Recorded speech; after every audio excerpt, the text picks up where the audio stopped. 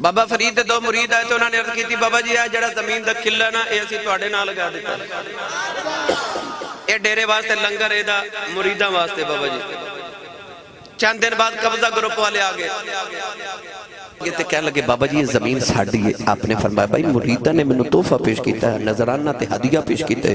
انہوں نے کہا بابا جی اسی تو آڑے نا عدالت چ کیس کرا گے. آپ نے فرمایا کرو قاضی دی عدالت چ مقدمہ پیش کیتا گیا. بابا جی نے جدو قاضی نے بولا ہے نا عدالت تے قاضی بابا فرید نے پوچھتا ہے بابا یہ زمین کی دی ہے تے بابا جی قرآن پڑھن لگ پہ بولے نہیں سبحان اللہ. آپ نے فرمایا قرآن تے کہندہ ان الارض یرثھا عبادی الصالحون اللہ تے کہندہ زمین ولیاں دی ہے. انہیں آگیا بابا جی کوئی رجسٹری کوئی کاغذات کوئی انتقال فرمایا میں نے تے مریدہ نے دیتی ہے رجسٹری کاغذ تے کوئی نہیں. قاضی کہنے لگا بابا زمین پھر تیری تے نہ ہوئی تے بابا فرید فرمان لگے قاضی صاحب پھر رجسٹریاں کی کرنی ہیں آجو زمین کو نہیں پوچھ لینے تو کی دیئے. بابا کہنے لگا قاضی کہتا بابا کہتے زمینہ بھی بولی ہیں فرمایا لوگاں دی نہیں بول دی فرید دی ہوئے بول پہن دی ہے. وقت مقرر ہو گیا نوجوانوں قاضی قبضہ گروپ والیاں نہ لا گیا. بابا فرید مریدہ نہ لے گیا کہ پہلی دے بننے دے کھلو گئے. قاضی بلوے کے بابا فرید فرما دینا پوچھ زمین کی دی ہیں. قاضی زمین بلوے کے کر لگا زمین تو کی دی ہیں. زمین دے ذرے ذرے چھے آواز آئی او قاضی اکا دے آیا نے آپ لے کھچنا رہ جائی. اے دنیا دی زمین بھی فرید دی ہے اور جنت دی زمین بھی فرید دی ہے. بڑا برا وقت آیا ہے جی بریلویاں ہوتے ہیں یقین کرو انہوں نے کدے سوچیا بھی نہیں سی. بڑا ہی برا وقت آیا جی جنہوں نے پوری دنیا نو گستاخ گستاخ گستاخ آج بھیک مانگ رہے ہیں. انجینئر صاحب ہمیں گستاخ کہتے ہیں انجینئر صاحب ہمیں ختم نبوت کا منکر کہتے ہیں. ہاں تو آڈا علاج ہی میرے کول سی تو انہوں مٹھی مٹھی گلا نہیں سمجھ آندیاں. ہاں اے اینٹی وینم الزامی جواب پھکی اے الحمدللہ جیلم شریف تو مل دی ہے. ان کے نام پہ ایک کتاب ہے اور اس کتاب میں کوئی ایسی ورڈنگ ہے کہ جو قرآن و سنت کے یا تقدیس الہیہ یا شان رسالت کے. اب ہمارے پاس ہوتے ہمارے زمانے میں وہ ہوتے تو ہم ان سے جا کر پوچھتے جی آپ نے یہ لکھا ہے اگر وہ کہتے لکھے پھر ہم کہتے یہ غلط لکھے اور اگر وہ نہ مانتے تو ہم فتویٰ دے دیتے. اگر وہ کہتے لکھے پھر ہم کہتے یہ غلط لکھے اور اگر وہ نہ مانتے تو ہم فتویٰ دے دیتے. اگر وہ کہتے لکھے پھر ہم کہتے یہ غلط لکھے اور اگر وہ نہ مانتے تو ہم فتویٰ دے دیتے. ٹھیک ہے لیکن اب چونکہ ہمارے پاس کوئی اویلیبلٹی نہیں ہے کہ بھائی ہم ان صوفیاء کو جا کر پوچھیں گے ان سے پوچھیں کیسے ہیں. اب اس کے لیے ہم ایک اپنا موقف رکھیں گے. وہ کہیں گے پہلی بات یہ کہ یہ ان کے ملفوظات جو ان کی اپنی کتابیں بھی نہیں ہیں ملفوظات میں آئی ہوئی چیزیں یہ کسی رائٹر کی کچھ چیز ان کے ساتھ ڈال دی اور اگر ان کی اپنی کتاب ہے تو اس کے لیے ہم یہ تعویل کریں گے کہ بھئی یہ شاید ان کی کتاب میں کسی کا ادراج ہو گیا ہے یا رائٹر سے لکھتے ہوئے غلطی ہو گئی ہے کاتب سے لکھتے ہوئے غلطی ہو گئی ہے کوئی قرآن حدیث تو نہیں. ہاں تو یہ اس وجہ سے وہ لفظ غلط آ گئے کسی چیزیں آ نہیں وہ آ رہی. وہ کہتے ہیں کہ جی یہ جو بزرگوں کی تعلیمات ہیں نا یہ انہوں نے خود نہیں کتابیں لکھی ہوئی یہ تو ملفوظات ہیں ان کے لوگوں نے بعد میں جمع کر دیے. پھر اس میں الحاقی عبارتیں بھی ہیں جو بعد میں داخل ہو گئیں تو اس وجہ سے آپ کو اتنے کفریات اس کے اندر ملتے ہیں. اور پھر انہوں نے ساتھ اس کے ایڈ کیا کہ اگر یہ بزرگ ہمارے زمانے میں ہوتے ہیں نا تو ہم انہیں سامنے بٹھا کے خود پوچھتے کہ حضرت یہ آپ نے بکواس ارشاد فرمایا ہے. ہاں بکواس ہی ہے نا بکواس چھوٹا لفظ بول رہا ہوں کفر بکا ہے آپ نے یہ چشتی رسول اللہ والا کفر آپ نے بکا ہے. اور اگر وہ کہتے ہاں میں نے بکا ہے تو ہم ان پہ کفر کا فتویٰ دیتے ہی. سرکار تو یہی تو بات میں بھی کر رہا ہوں آپ نے مان لیا یہ کفریات ہیں. تو اس پہ میرا جواب یہ ہے کہ سب سے پہلے مجھے یہ بتائیں ان کی لیگیسی کون آگے لے کے چل رہا ہے ان کی کتابیں کون پرنٹ کر رہا ہے یہود و نصارہ پرنٹ کر رہے ہیں یا بریلویوں کے بزرگ آج تک یہ 700-800 سال سے گند سمیٹتے ہوئے آ رہے ہیں. پرنٹنگ تمہارے بابوں نے کی ہے. اگر تم لوگ سمجھتے ہو یہ کفریات تھے تو یہ کون سی دین کی خدمت ہوئی ہے کہ تم نے ان کے ملفوظات جمع کیے ہیں. نہیں جی جو بات قرآن و سنت کے مطابق ہو وہ آپ لے لیں جو قرآن و سنت کے مطابق نہ ہو وہ آپ نہ لیں. کیوں بھائی جو قرآن و سنت کے مطابق ہے وہ تو پہلی قرآن و سنت میں لکھی ہوئی ہے. اینج کر کے کان کیوں پھڑنا ہے نظر ادھر رکھو اپنی کتابوں لاؤ چوک چ رکھ کے اگ جن میں گستاخیاں لکھی ہوئی ہیں اپنے ناموں کے کلمے پڑھوائے ہوئے ہیں تمہارے بزرگوں نے نہیں وہ الحاقی عبارتیں ہیں، وہ بعد میں شامل ہو گئی ہیں، پرنٹ کیوں کر رہے ہو؟ جی ہمارے اعلیٰ حضرت نے تو فتاوی رضویہ کے اندر کہہ دیا تھا کہ جی اگر کوئی شخص یہ دعویٰ کرے کہ میں اللہ کا رسول ہوں تو اسے کافر کہیں گے. ایک کیڑی ایڈی پی ایچ ڈی گل ہے جڑی انہوں نے پبلک کی ہے، تو سارے نو پتا ہے. بڑا احسان کیتا ہے جی اعلیٰ حضرت نے امت ہوتے کہ دس کے کہ اگر کوئی کہ میں اللہ کا رسول ہوں نبی علیہ السلام کے بعد تو ہم اسے کافر کہیں گے. یہ جو نے کیا کڑیا ہے. اس سے پھر وہ کہتے ہیں وہ چشتی رسول اللہ والی ساری چیزیں فارغ ہو جاتی ہیں، کیونکہ اعلیٰ حضرت نے پھر اس میں یہ بھی کہا کہ چشتیہ کے بزرگوں کی طرف جو کتابیں ہیں نا یہ غلط منسوب ہوئی ہوئی ہیں، انہوں نے یہ باتیں نہیں کہیں. لیکن سرکار اعلیٰ حضرت بھی پھر میری داڑھ تھلے آ گئے. میں نے ان کو بتایا کہ بھائی فتاوی رضویہ میں آپ چشتیہ کے بزرگوں سے تو جان چھڑا لو گے، لیکن فتاوی رضویہ میں اعلیٰ حضرت نے ایک ایسی کتاب کی تعریف کی ہے، نہ صرف تعریف کی بلکہ کہا یہ رسول اللہ کی بارگاہ میں مقبول ہے. سبع سنابل اس کے اندر بھی چشتی رسول اللہ نکلا ہے. اگر اعلیٰ حضرت کو پتا تھا کہ اس میں چشتی رسول اللہ لکھا ہوا ہے، اس کے باوجود اس نے تعریف کی تو اعلیٰ حضرت گیا. اعلیٰ حضرت صاحب تسی گئے، اور اگر نہیں پتا چلا تو تیری بزرگی گئی. کہتے ہیں نا غوث وقت ہے، دلوں کے حال جانتے ہیں. اور سارے غوث فارغ ہو گئے 800 سال تو کسی کو پتہ نہیں لگا کی کوڑ لکھے ہے تھوڑی کتاب اندر. تو اعلیٰ حضرت بھی مجرم ہے، کیونکہ انہوں نے حشت بہشت کو اگر فراڈ کہا ہے نا تو سبع سنابل کی تعریف کی ہے، اور تم لوگ تو حشت بہشت بھی چھاپ رہے ہو اور سبع سنابل بھی چھاپ رہے ہو. لہذا چشتی رسول اللہ اعلیٰ حضرت کے کھاتے میں ڈل گیا. سیدھی سی بات ہے، اعلیٰ حضرت کو کوئی اس حوالے سے ہم چھٹی نہیں دے سکتے. اور تفنن کے لیے میں عرض کروں گا پھر کہ اعلیٰ حضرت پھر اسے مانو کہ جس نے اتنے 100 سال بعد تمہیں بتایا کہ تمہارے بزرگوں نے کتابوں میں کیا گند گھولا تھا اور تمہارے بزرگوں نے کیا کتابوں میں گند چھاپا تھا. یہ تو جس نے بتایا نا اسے پھر اب اعلیٰ حضرت مانو، اور ٹائم قیامت تک ہے، مننا کو نہیں تسی. ہاں لیکن آپ کے عوام مانیں گے انشاءاللہ تعالی. وہ کہتے ہیں کہ جن کی بزرگی مسلمہ ہے، اسٹیبلش ہے، ان کی اس قسم کی جو گستاخانہ باتیں ہیں نا اگرچہ ہے کفریہ ہیں، لیکن ان کو صوفیاء کی شتیہات کہا جائے گا. شتہیات کا مطلب ہے بونگیاں. پنجابی میں اس سے بہتر کوئی ترجمہ ہو ہی نہیں سکتا. یعنی کسی شخص کو ہوش نہ ہو کہ وہ کیا بول رہے ہیں. تو صوفیاء اللہ کی محبت میں اتنے مست ہو جاتے تھے کہ انہیں اپنی ہوش نہیں رہتی تھی، اور اس کی وجہ سے وہ یہ کفریات بک دیتے تھے. اگرچہ یہ بکتے جو کچھ تھے وہ ہوتا کفر تھا، اور وہ کہتے ہیں اگر یہی بات کوئی اور کہے جو بزرگ نہ ہو تو ہم اسے کافر کہیں گے لیکن بزرگ کو چھوڑ دیں گے. دیکھ کیسی دو نمبری. ان کی وہ شان ہے، وہ عظمت ہے. یہ عام بندے کے لیے نہیں ہوگا میں کل مرزائی بھی کہیں گے جی مرزے کے لیے بھی یہی لے آؤ، یا اور ہر قسم کا جو لطو گیا اٹھے گا کہے گا جی ہماری کتابوں کے لیے بھی یہی تعویل کرو. یہ سیم کام پیر میر علی شاہ صاحب نے کیا ہے.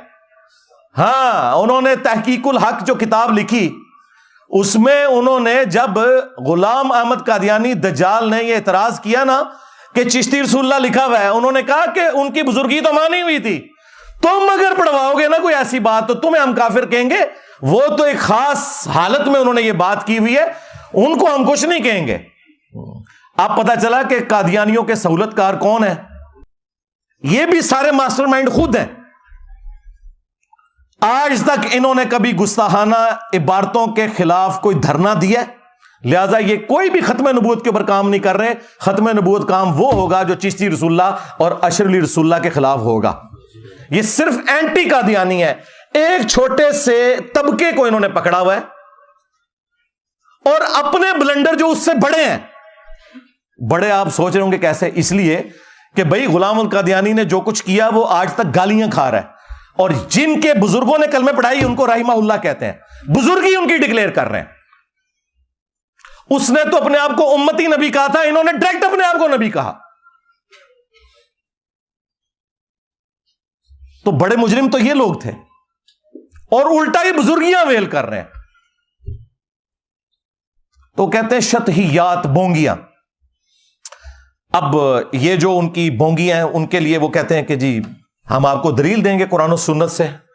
انہیں پتہ ہے کہ ان کی تو بات کوئی نہیں مانی جانی، تو قرآن و سنت سے ہم کوئی دلیل پیش کریں، جو میں کئی ایک ویڈیوز کے اندر ان کے دلائل کا رد کر چکا ہوں۔ وحدت الوجود یہ خاص کیفیت ہے، جذب کی خاص کیفیت ہے، یہ کوئی عام بات نہیں ہے، اور یہ حدیث سے ثابت ہے۔ وہ حدیث میں ہے کہ ایک آدمی جو ہے نا وہ اس کا گیا، وہ صحرا میں سفر کر رہا تھا، تو اس کا سامان گھوڑے پر رکھا ہوا تھا، وہ گھوڑا جو ہے نا وہ لیٹ گیا، جب جاگا تو گھوڑا غائب تھا۔ اس نے کہا بھائی وہ موت کا انتظار کر کے لیٹ گیا، اتنی دیر میں دیکھا گھوڑا سامنے کھڑا تھا، تو فرمایا کہ اٹھ کر یہ کہہ دیتے کہ اللہ تو میرا بندہ اور میں تیرا رب ہوں، خوشی میں یہاں تک وہ کہہ گئے۔ اب بتائیں کہ رسول اللہ صلی اللہ علیہ وسلم نے وہاں پر تو فتویٰ نہیں دیا کہ وہ کافر ہو جائے گا، اور اس کے لیے حدیث شریف میں موجود ہے کہ اللہ کے نبی صلی اللہ علیہ وسلم نے فرمایا کہ 3 لوگ وہ ہیں کہ جن سے کوئی گرفت نہیں ہے، ایک بچہ جب تک بالغ نہ ہو جائے، ایک سوئے ہوئے جب تک جاگ نہ پڑے، اور ایک معتوہ یعنی جس کے عقل میں کوئی کمزوری ہو جب تک کہ وہ تندرست نہ ہو جائے۔ تو جسے آئی بیماری لگ جائے عقل کی، تو اس سے اگر کوئی کلمہ صادر ہو جائے، اس حالت میں اس پر قابل گرفت وہ چیز نہیں ہے۔ میں اس کی طرف آ رہا ہوں، لیکن اگر کوئی جذبے عشق الہی میں اس کی لوہے دماغ چٹک گئی ہو، اس سے اگر اس قسم کا کوئی غلط کلمہ جو ہے نا وہ صادر ہو جائے، تو اس کی تعویل کریں گے۔ سب سے بڑی دلیل یہ دیتے ہیں کہ جی وہ صحیح بخاری کے اندر تعلیقاً ایک روایت موجود ہے مولا علی علیہ السلام کا قول، جس کی پوری سند سنن ابن ماجہ کے اندر موجود ہے، کہ نبی صلی اللہ علیہ وآلہ وسلم نے فرمایا 3 لوگوں سے اللہ تعالیٰ نے قلم اٹھا لیا ہے۔ نمبر 1 جو مجنون ہے، پاگل شخص، نمبر 2 سویا ہوا شخص، اور نمبر 3 جو نابالغ ہے۔ اب آپ سوچ رہے ہوں گے کہ ان تینوں میں ان کے بزرگ کہاں سے آگے؟ وہ کہتے ہیں وہ جو مجنون ہے نا، یعنی پاگل ہے، ہاں وہی پاگل ہے، اے اللہ دے عشق پاگل ہو جاندے نے۔ تو میں پھر وہ خادم رضوی صاحب علی گل کراں گا، اوے اینو ہلکا نہ جاڑو جڑا پونکدا جے نبی اتے پونکدا جے۔ اے سارے پاگل نبی اتے کیوں پونک کے گئے نے؟ کل تک تو تم ہمیں کہتے تھے با خدا دیوانہ باش، با محمد ہوشیار، اور بڑے فخریہ یہ مناظروں میں کہتے تھے کہ یہ آپ ہمیں بزرگوں کی شتیات نہ دکھائیں، یہ وحدت الوجود کی کیٹیگری میں نا وہ اللہ تعالیٰ کے بارے میں بات آتی ہے، نبی کے بارے میں کرتے ہیں تو ہم ان پہ کفر کا فتویٰ لگاتے ہیں۔ تو میں نے تو ساری گستاخیاں نبی کی شان میں نکالنی ہیں تمہارے بابوں کی، اب تم کہاں بھاگ کے جاؤ گے؟ تو یہ شتیات میں یہ والی حدیث پیش کرتے تھے، مجذوب، قلندر، مجنون، پاگل، وہ کہتے ہیں جی اس میں آتا ہے سیدھی طرح کو پاگل سن۔ یہ پاگل ذرا اور ہوتا ہے یار، صحابہ میں تو اس طرح کا پاگل کوئی نہیں ہوا، یہ سارے بعد ہی پاگل آئے نے، ساڑھے متے ہی لگنے سن پاگل۔ اچھا دوسری وہ دلیل پیش کرتے ہیں کہ جی وہ مسلم شریف میں ایک حدیث موجود ہے، نبی علیہ السلام نے ایک توبہ کرنے والے شخص کی مثال بیان کی کہ اللہ تعالیٰ کو توبہ کرنے سے کتنی خوشی ہوتی ہے،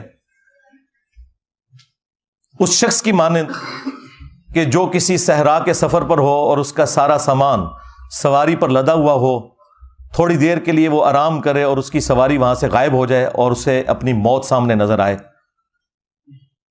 اتنے میں اچانک اس کی سواری سامان سمیت واپس آ جائے تو اسے اتنی خوشی ہوگی، کیونکہ ریگستان میں تو آپ سواری کے بغیر، سامان کے بغیر سفر کر نہیں سکتے، کئی دن تک پانی آتا ہی نہیں ہے، تو خوشی میں اس شخص کی زبان لڑکھڑا جائے اور وہ یہ کہے کہ اے اللہ تو میرا بندہ میں تیرا رب، بجائے یہ کہنے کے کہ میں تیرا بندہ تو میرا رب، اس کی زبان لڑکھڑا جائے، تو اس بات کو وہ دلیل کے طور پر پیش کرتے ہیں کہ ہمارے بزرگوں کی زبان بھی لڑکھڑا جاتی تھی، کہنا وہ کچھ اور چاہتے تھے، یہ نکل جاتا تھا۔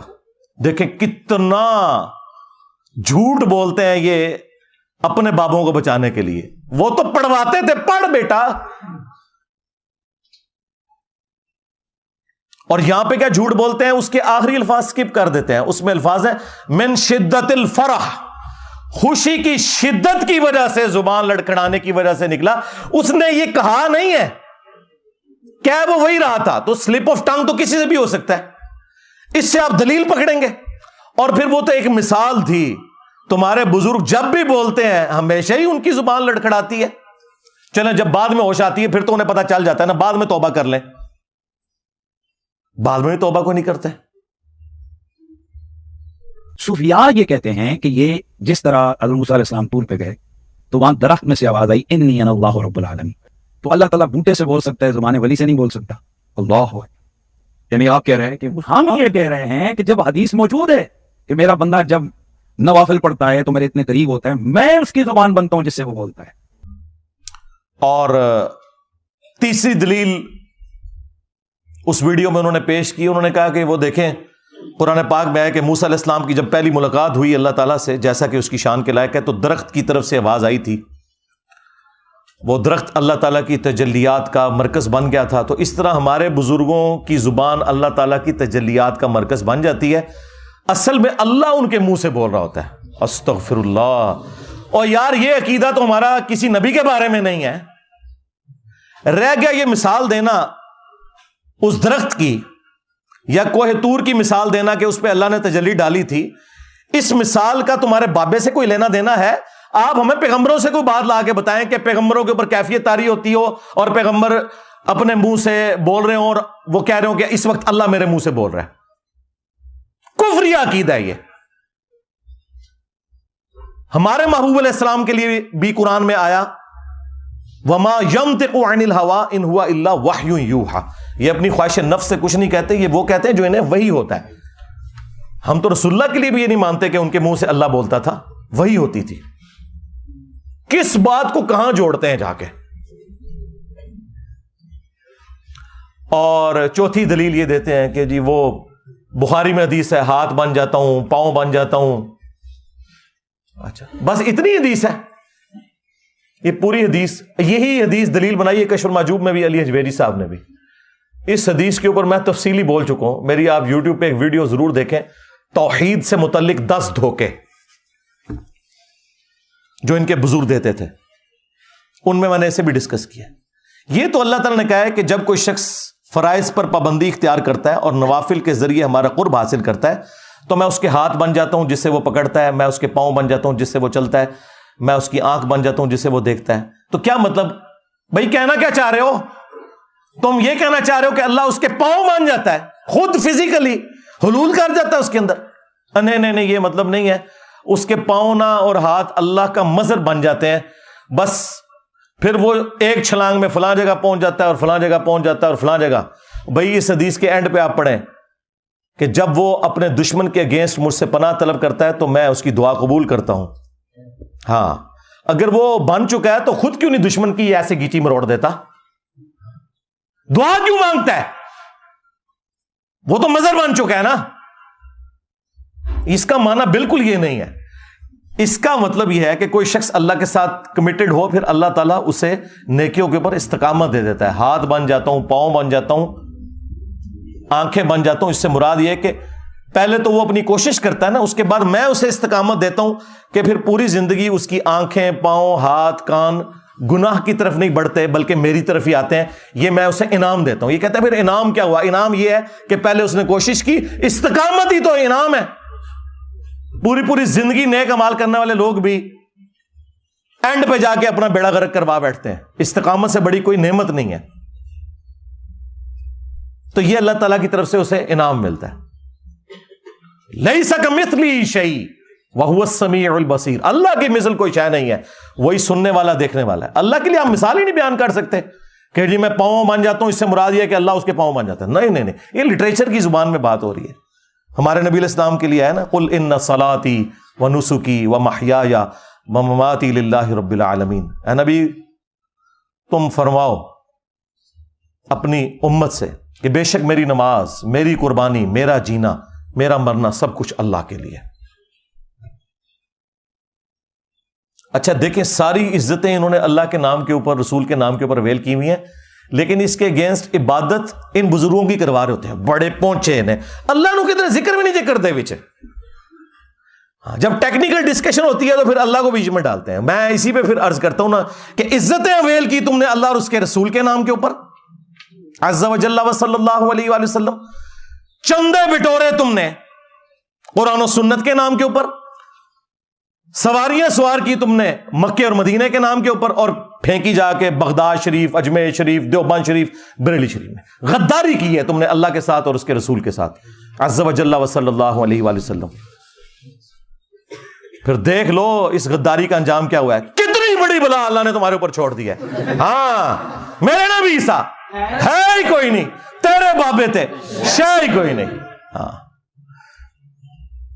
کہتے ہیں تاریخی اتنا بڑا فتنہ کوئی نہیں آیا. ہاں ہاں بالکل بالکل ٹھیک ہے, عربی والا فتنہ. واقعی ان کو تو آج تک کسی نے چیلنج نہیں کیا تھا. یہ بیٹھے ہوتے تھے حکومتوں میں, کوئی بات کرتا تھا اس کو خاندان سمیت غائب کروا دیتے تھے. یہ تو آج یہ ماڈرن ڈیموکریسی, ماڈرن جو ویلیوز اس وقت اور سوشل میڈیا اور فریڈم آف ایکسپریشن کی برکات ہے. ادروائز یہ لوگ تو ابھی تک تو یہ حکومت کرتے آ رہے تھے, لیکن ہر عروج کو زوال ہے, یہ تو ہونا تھا ایک دن. وہ اللہ تعالیٰ کی سنت ہے, جس سے مرضی کروا لے. پیچھے تو اللہ ہوتا ہے نا, انسان تو کچھ بھی نہیں کر سکتا. تو اس قسم کے یہ لیم ایکسکیوزز پیش کر کے دفاع کیا کرتے تھے اپنے بابوں کا.